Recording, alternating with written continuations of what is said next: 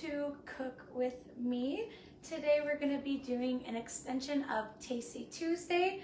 We're going to be making some yummy applesauce. So some of the ingredients we're going to need are some apples. And I already have some peeled here just so it's a little easier. But I will be showing you how we are peeling them. I got my little peeler. Of course, I have a knife just so that I can cut the apples with, and I already have some cut up apples here. Some other things that we just used where we have some cinnamon, a little measuring cup of just 1 cup, and just some smaller ones, so like teaspoons and tablespoons, just to add some nice little taste to our applesauce. And just a reminder to our friends, if you saw our last video about Cook With Me, we still have the apples from the farm that we visited. That was again 1026 East West Line. She also has another farm that is across from the McFarland house across the parkway. So definitely go check out those fresh local products. They are amazing in taste. So just some other things we have is I have a little masher. I have just a little whisk just in case, just to get those clumps. Just a little spoon to stir, and like I mentioned, just another knife just in case. If you are doing these with little ones, please be very cautious. Knives can be very sharp. We just want to keep a really close eye on that. So we're gonna get started with peeling some apples. And I actually just learned this trick today from my mother, but apparently you peel towards yourself. I always kind of did it like a carrot or a potato. And just when I reach off to the side, I'm just throwing the skins in the garbage so that they don't waste up any space that we need for cooking and the cutting. So you're just gonna wanna peel your apples. And like in the video, how me and Donna shared a little apple, these are very delicious apples. Very good in taste, and they will be amazing for the applesauce. So as you can see, my apple's already starting to get peeled. It was this very nice red, green, and yellow color, and now it's the little white that you see on the inside. So we're just gonna wanna peel it completely. Now when it comes to the bottom and the top, I kind of, if you can see, I kind of left a little bit at the top. I'm not a perfectionist. I'm also a little bit of a klutz. So I like to leave a little bit of skin that I will cut off, after when we go to cut the apples. That way I don't have to worry about nicking a finger or, in my case, nicking a nail. So we have our apple all peeled. I'm just gonna toss our little skins in the bin, and we're just gonna cut. So I'm gonna take one of our cut ones already, and this one I kind of just went with a knife afterwards and kind of just lifted the skin and got it off. But it's up to you. It's all about your comfort, how you feel about using knives and other things like that. So I'm just trying to get into frame here.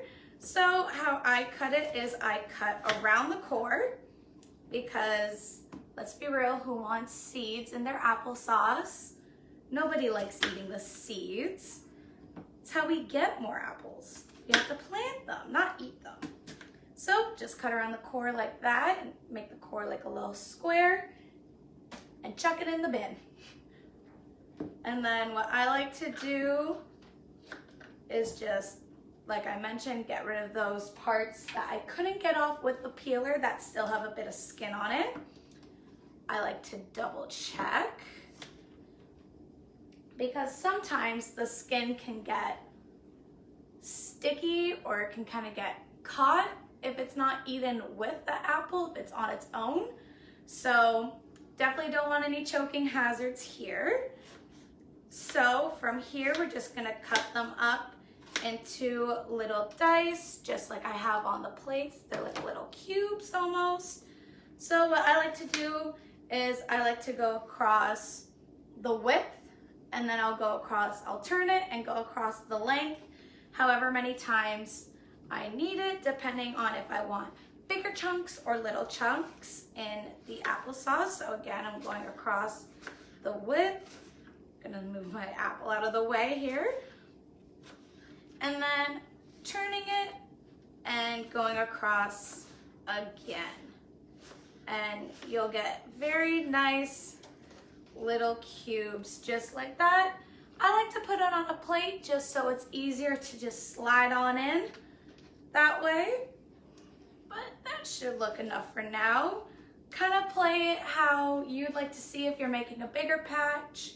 Of course, use as many apples as you need. For our Tasty Tuesday, it called for 6 to 7 apples.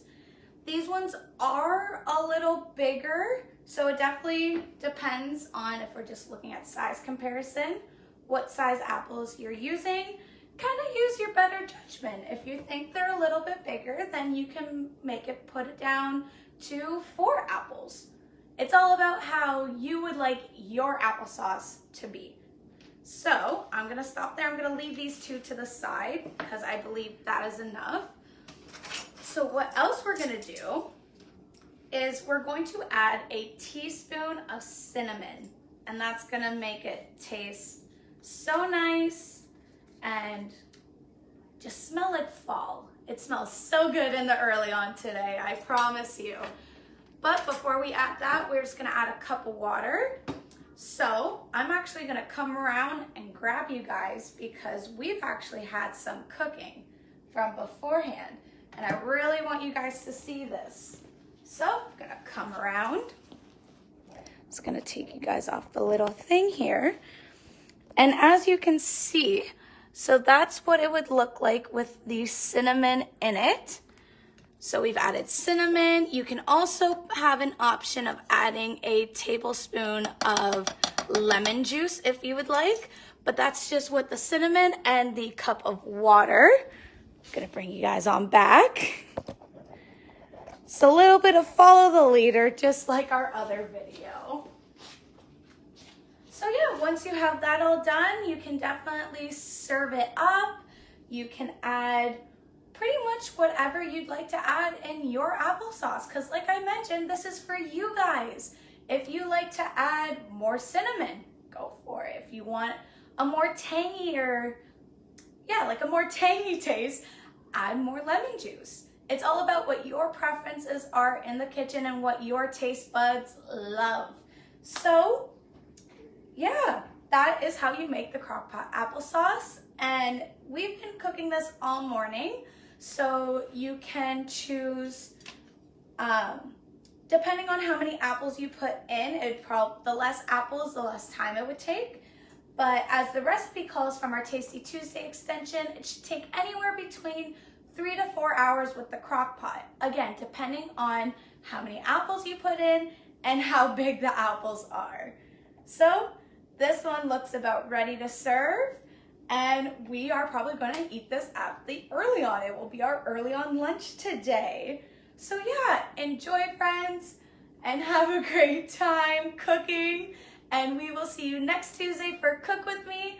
And if you do happen to make our Crockpot applesauce, please show us in the description. We love seeing all the different versions of the activities that we have for you guys that you make at home. So please, please, please share them with us. Alrighty, happy apple eating!